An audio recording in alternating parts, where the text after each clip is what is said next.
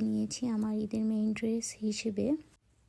ড্রেসের কালারটা আমার খুবই পছন্দ হয়েছে। এরপর আমি এই পিঙ্ক হিজাবটা দিয়ে পেয়ার আপ করলাম ড্রেসের সাথে। সো আমি রেডি হয়ে গিয়েছি। রেডি হয়ে আমি আমার ছোট্ট ছানাটিকেও রেডি করে ফেলেছি। ওকে এই সুন্দর পাঞ্জাবিটা ওর খালামণি বাংলাদেশ থেকে গিফট পাঠিয়েছে। এরপর আমরা বেরিয়ে পড়লাম। থেকে কিছুটা দূরে একটা পার্কে আমরা শুনেছি চেরি ব্লসম দেখা যায়। সো ঈদের দিন রেডি হয়ে আমরা ভাবলাম ওখানে গিয়ে কিছু ফটোশ্যুট করে আসি।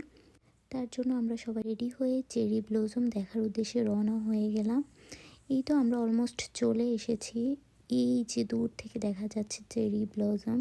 আমি লাইফে ফার্স্ট টাইম চেরি ব্লসম দেখেছি। অ্যান্ড সুবহান আল্লাহ, এত বেশি সুন্দর চেরি ব্লসম, আসলে এটা চোখে না দেখলে কেউ আসলে বুঝতে পারবে না কতটা সুন্দর এগুলো। এরপর আমরা ঘুরে